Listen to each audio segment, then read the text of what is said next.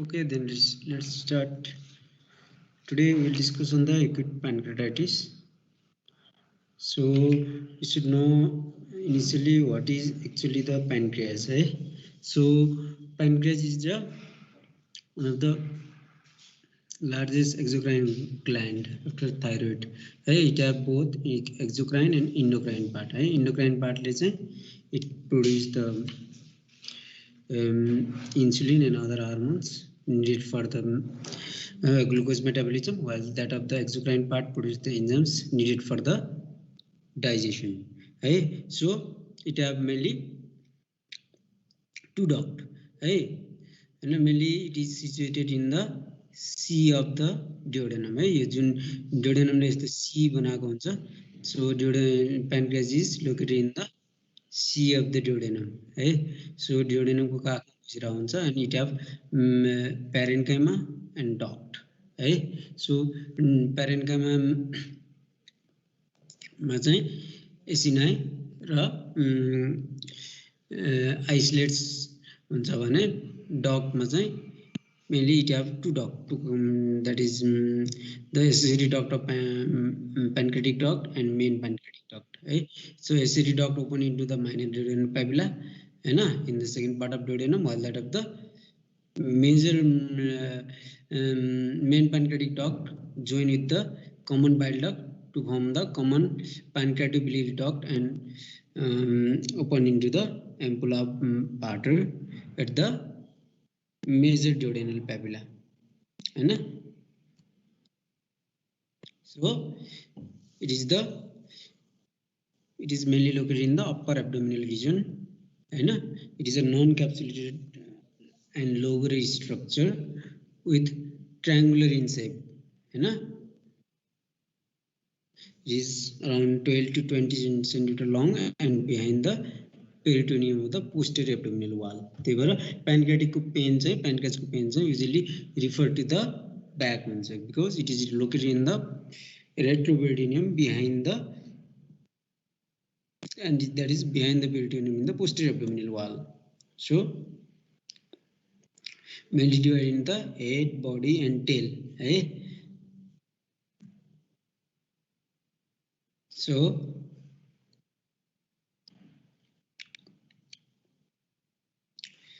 it has two duct, mainly two duct open at the major duodenal papilla. That is a biliary duct, it is a pancreatic duct.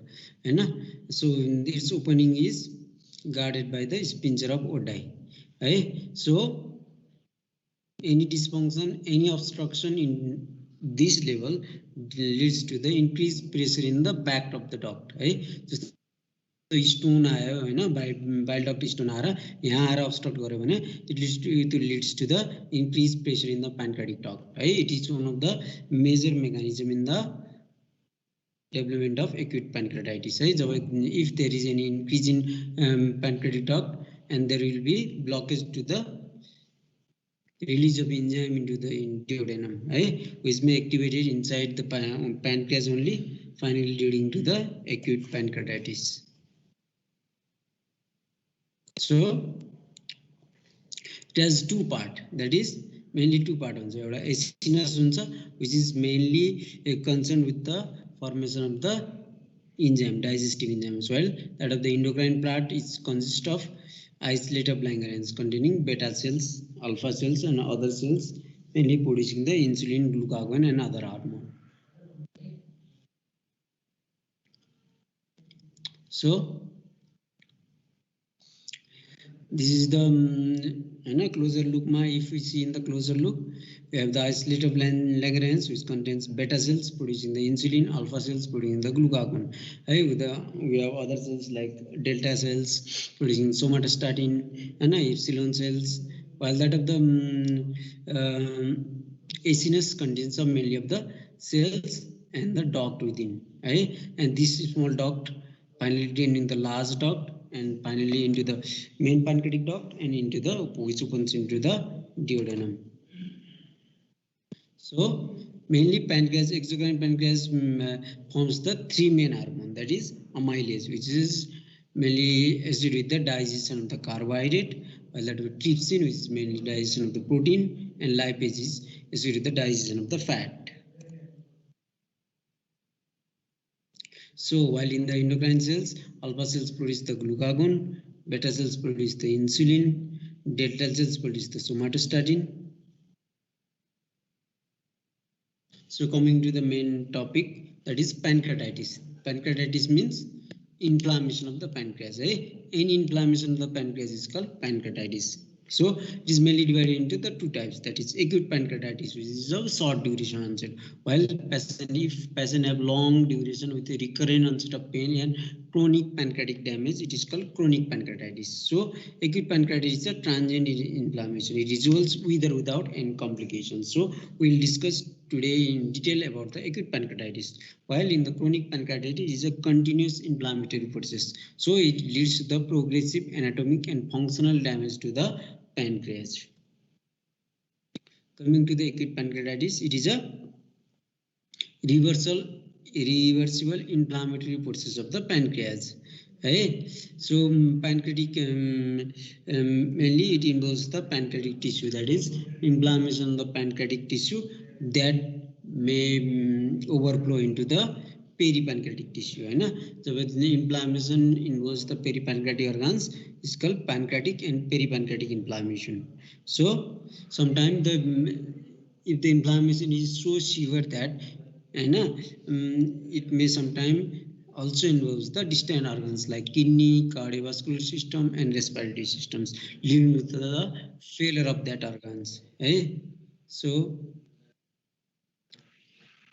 the most common etiology of pancreatitis is that is gallstone, that is which is called biliary pancreatitis. It consists around 30 to 60% of the all etiology, and it is one of the most common etiology in the old and also the most common etiology in the female.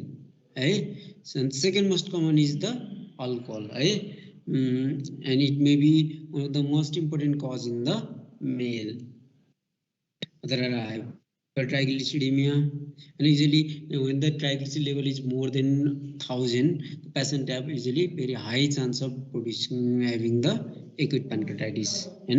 One of the most common iatrogenic cause of acute pancreatitis is ERCP, that is endoscopic retrograde cholangiopancreatography.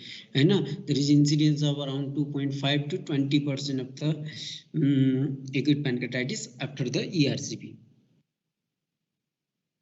And sometimes blunt abdominal trauma can cause acute pancreatitis. Post-operative like abdominal and non-abdominal operations can also lead to the injury to the pancreas and pancreatitis. These are the commonest causes. There are some other rare causes like autoimmune cause and hereditary pancreatitis. They are very rare. You can read from that book, but they are usually rarely found in the clinical practice. So the alcohol. So alcohol and the gallstone constitute around 80% of the pancreatitis. So around 80% of the pancreatitis are associated with this etiology.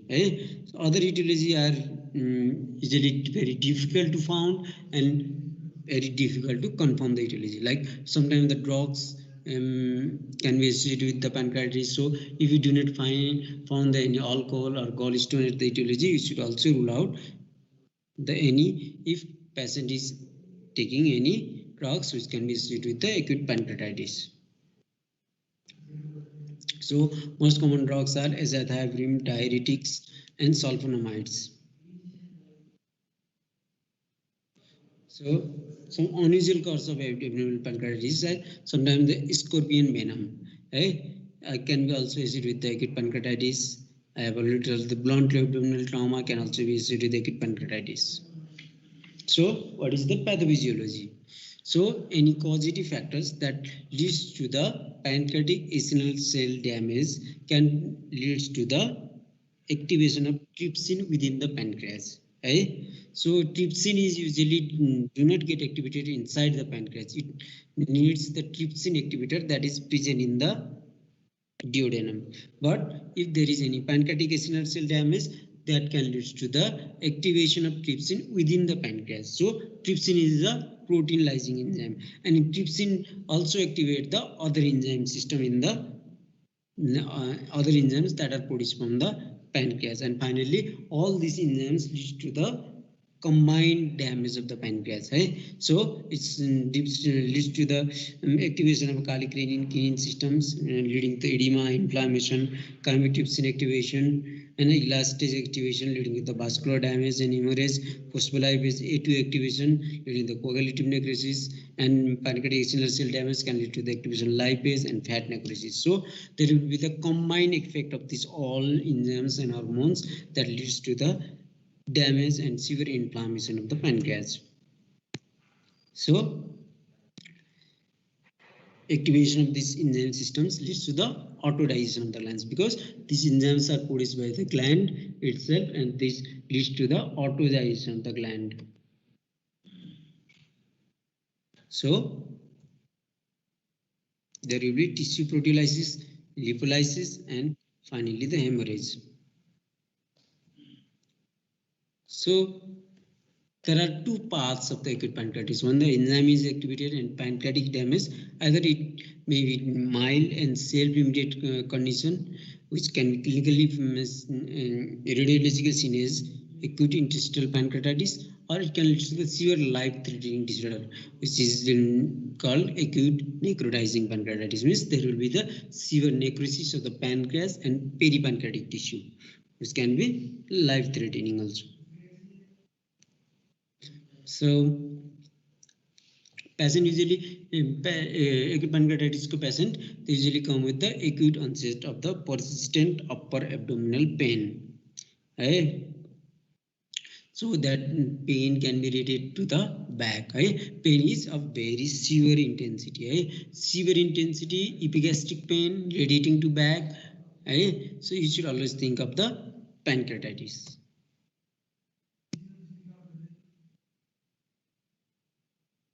So pain is usually located in the epigastric and periumbilical region, and a mild, usually early onset is mild, but it usually progresses to the severe, constant and steady pain. It can be related to the back, chest and flank, aggravated in supine position, and relieved by the sitting and trunk flex and knee drop position, because pancreas is located in the retroperitoneum. When you flex or sit in the knee chest position, the pressure over the pancreas is get relieved, and the pain usually can be relieved somewhat. So that is the typical picture of pancreatic pain. So patients usually is the position. In this position they usually sit when they have the pain. The patient can have nausea, vomiting, abdominal distension due to the formation of the paralytic ileus, severe inflammation can lead to the development of the paralytic ileus, because inflammation may lead to the such degree that there will be loss of peristaltic movement in the bowel. So patient may be in distress and anxious. Patient can have fever, tachycardia, hypotension, abdominal tenderness, guarding, and decrease or absent bowel sound, and they can have biliary colic if there is a presence of gallstone as a etiology. Sometimes due to the severe inflammation, if inflammation is also involves the other organs, that can lead to the failure of that organs. Like if there is a cardiovascular failure, patient can be in the shock and hypovolemia, patient can have retroperitoneal bone exudation. Usually shock is due to the hypovolemia, retroperitoneal injury, and exudation of blood and plasma in the retroperitoneum, and increased permeability and vasodilation due to the damage to the vascular structures. So sometimes the inflammation and the activation of enzyme can be so severe that it can lead to the necrosis of the pancreas and peripancreatic tissue, and finally hemorrhage. So hemorrhage can be seen in the periumbilical region, which is called Cullen sign. So it can be seen as the bland blue discoloration around the umbilicus. So sometimes there can be such discoloration in the flanks, which is called Turner sign or gray Turner sign. So this is the Cullen sign, and there is the periumbilical rashes around the periumbilicus due to the internal hemorrhage. This is the greater shine. So there is the redness and hemorrhage around the flanks. This usually shows the severe inflammation and necrotizing pancreas with hemorrhage. So they are the signs of severe pancreas and with very high mortality. So on chest examination, you can found the basal craves, left-sided pleural effusion, and consolidation. Sometimes patient can lead to the severe inflammation can lead to the ARDS, that is acute respiratory distress syndromes, which needs the ventilation of the patient. So what are the differential diagnoses? So we should always know the differential diagnosis of the pain that occurs in the epigastric and periumbilical region. So pain can be acute cholecystitis, ascending cholangitis, perforated discus, appendicitis, perforation. Sometimes myocardial infarction can present the epigastric pain, like that of the severe pneumonia. Other less common causes are intestinal obstruction, ruptured aortic aneurysm, diverticulus, and bowel ischemia. So all these things to be ruled out to finally label the patient as a acute pancreatitis. So how to diagnose the patient of acute pancreatitis? It can be diagnosed with the clinical lab and radiological investigation. So clinical to मैले भनिसकेँ, patient usually come with the acute onset epigastric pain and a severe epigastric pain that radiates to back. This is the typical pain in the acute pancreatitis. So other lab investigation are usually first we do is the when you suspect the acute pancreatitis we do the serum amylase. Serum amylase is the most easily available test of the acute pancreatitis. Is usually elevated early in the test, but it is non-specific because amylase is produced from the other etiology like parotitis, perforation, even myocardial infarction can lead to the increase in amylase. So serum amylase increase is always do not consider the acute pancreatitis, but if there is a typical clinical feature associated with the serum elevated in serum amylase, can consider is a acute pancreatitis. Other is the serum lipase, which is more specific than the serum amylase in the diagnosis of acute pancreatitis. Other clinical features are usually hypocalcemia, hyperglycemia. Patient can have increased WBC with polymorphs. Lipid may be elevated. Usually patient can have hypertriglyceridemia, which can be the etiology of pancreatitis. On LFT maybe see elevated bilirubin, ALT, elevated hypoalbuminemia, and rise in LDS. So how to diagnose the acute pancreatitis? Usually the clinical criteria is 2 out of 3. So if there is typical epigastric pain of pancreas along with the more than 3-fold rise of pancreatic enzyme with radiological evidence of acute pancreatitis, then you can be sure that it is a acute pancreatitis. So any 2 of these 3 criteria are present, you should be confident that patient have acute pancreatitis. So the most commonly utilized imaging modalities for diagnosis of the acute pancreatitis are USG abdomen and CCT of the abdomen. USG abdomen may or may not see the pancreas because pancreas is a retroperitoneal organs and it may get blood with the abdominal bowel gas. So if you see the bulky pancreas, pancreatic necrosis with peripancreatic fluid, you can say the patient can have acute pancreatitis. But the more important use of ultrasound in acute pancreatitis is to rule out the gallstone. So USG is more better investigation than CT of the abdomen for diagnosing the gallstone. In contrast, CT is the imaging modality of choice for diagnosing, staging, and detection of the complication of the acute pancreatitis. So it can diagnose whether the patient have any inflammation, injury, necrosis, peripancreatic necrosis, and any formation of the local and systemic complication of the acute pancreatitis. So this is the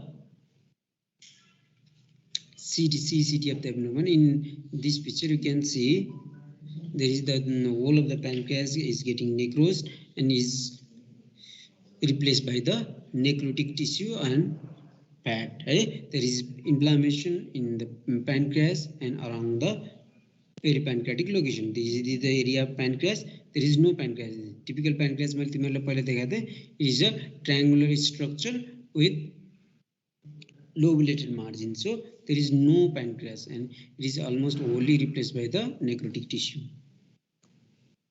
So now we diagnose the pancreas. The next step is the assessing the severity of the pancreas.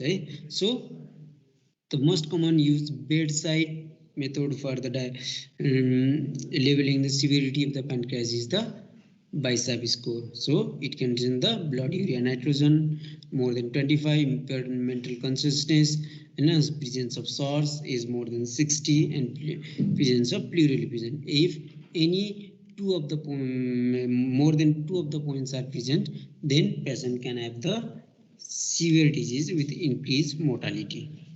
Other most commonly used. So you have to remember this classification, that is modified Atlanta classification, which is given in 2012. So it is mainly we use this classification to classify the severity of the disease and assess the prognosis and plan the treatment. So acute pancreatitis is mainly divided in the two phases, that is early phase, which is called the first week of the illness, and late phase, which is called the first week of the illness. And severity is classified as mild acute pancreatitis, moderate acute pancreatitis, and severe acute pancreatitis. Moderately severe and severe acute pancreatitis. So mild is there is no presence of organ failure. Moderately severe acute pancreatitis is presence of local complication, that is presence of local complications like pancreatic necrosis, peripancreatic necrosis, and vascular injury. Presence of organ failure. Organ failure mainly three organ is that is renal, cardiovascular, and respiratory. If there is organ failure which lasts less than 48 hours, that is called moderate acute pancreatitis. While that in the severe acute pancreatitis, organ failure lasts more than 48 hours. So if the patient have organ failure that lasts for more than 48 hours, it becomes the severe acute pancreatitis. So radiologically, you can classify the pancreatitis as edematous pancreatitis and necrotizing pancreatitis. So if patient pancreas is not damaged, there is no necrosis, only inflammation, it is called acute interstitial pancreatitis. While if there is the necrosis, it is called acute necrotizing pancreatitis. So other method is the CT score to classify the pancreatitis. So mainly we use the Balthazar score. So it is 0 to 4. 0 to 4 and then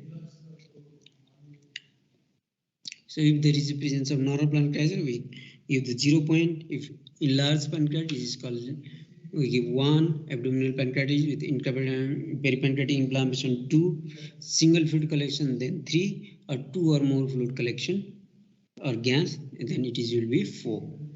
So it's a pancreatic and local complication score. So if pancreas is normal, then 0, pancreatic or peripancreatic inflammation only, then 2, peripancreatic fluid collection or fat necrosis, then 4. So total score will be 10. Total 10 score हैन तर but it was modified later in 2004 and यसमा चाहिँ pancreatic नेक्रोसिसलाई चाहिँ we divide into the less than 30%, पहिला चाहिँ less than 30% भयो भने 2, 30 to 50% भयो भने 4 र मोर देन 50% भयो भने 6 हुन्थ्यो। अहिले चाहिँ प्यानक्रेटिक नेक्रोसिसलाई चाहिँ लेस देन 30% भन्छ भने 2, मोर देन 30% भन्छ 4 भन्छ। So total score from the pancreatic necrosis will be 4 and while that of the Balthazar score will be 6. So duita milara it will be 10. If the score is more than 5, then it will be considered as the severe acute pancreatitis.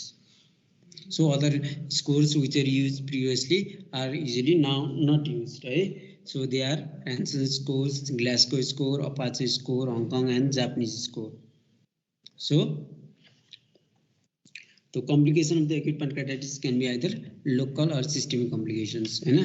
So local complications are usually pancreatic necrosis, portosystemic vein thrombosis, hemorrhage, pancreatic collection, intestinal perforation, and necrosis. So systemic complication can be metabolic complication, yeah, failure of the organ, right? Like patient can have respiratory failure, cardiovascular failure, and renal failure. So they are systemic complications. So local complications are usually divided into the on the basis of the duration and type of the fluid that is collected, right? So यदि 4 हप्ता भन्दा कम छ भने यदि we can divide it into the acute peripancreatic collection, fluid collection, या acute necrotic collection. So if there is only intestinal pancreatitis with homogeneous fluid density and no fully definite wall adjacent to the pancreas, it is called acute pancreatic collection. If there is fluid collection in the necrotizing pancreatitis with heterogeneous collection on the CT with no fully definitive wall, then it is called acute necrotic collection. जब 4 हप्तापछि हुन्छ त्यसपछि के हुन्छ भने there will be formation of definitive wall around that fluid collection. So the acute pancreatic collection become the pseudocyst, Hahn, while that in the acute necrotic collection become the wall of necrosis.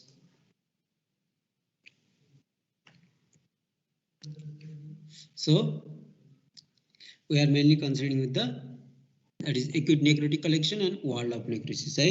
जस्तै CT मा हेर्ने बेलामा in this you can see there is no whole of the pancreas getting necrosis, है, but there is no definitive wall and it is a heterogeneous, कहीं high density छ कहीं low density छ. So and it is of less than 4 weeks duration, it is called acute necrotic collection. But when 4 हप्ता भइसकेपछि there will be formation of the definitive wall, है, यो कलेक्सनको वरिपरि definitive wall formation हुन्छ, हैन. There is no pancreas, all of the pancreas is damaged, है, so it is called wall of necrosis.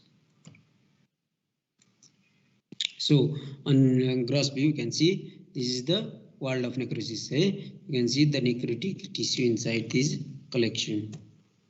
So other complications are metabolic complications like metabolic stasis, hypoglycemia, altered glucose metabolism, hematological complications like DIC, GI bleeding, right? So to classify the patient as having the organ failure, we usually use the modified Marshall scoring system, right? So in pancreatitis organ failure is mainly we see respiratory failure, renal failure, and cardiovascular failure, right? So on the basis of the level of the fluid, we classify, give the score from 0 to 4. If the score is at least 2, then we consider it as the organ failure, right? Score 1 matrai cha bhane 0 छ भने it is normal, 1 छ भने it is slightly deranged भयो, and if there is 2 or more than 2, then it is considered as the organ failure. So patient is classified as having the severe acute pancreatitis if they have the persistent organ failure.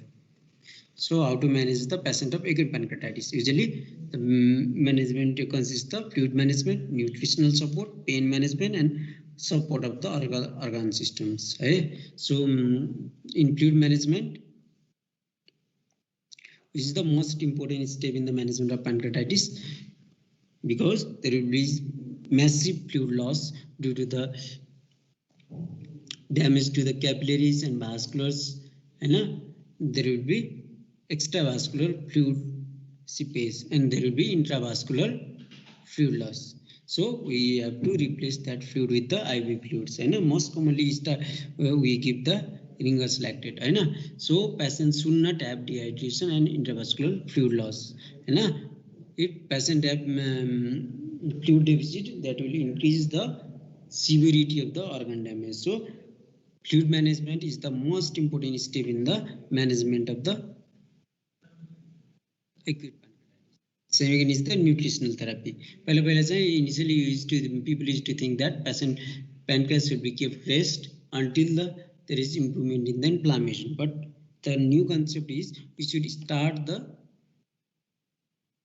enteral oral nutrition as early as possible. If patient has persistent vomiting, in IVs, then we can start the IV fluids and parenteral nutrition. But enteral nutrition should be started as early as possible. There is the pain management. Patient of acute pancreatitis usually have very severe pain.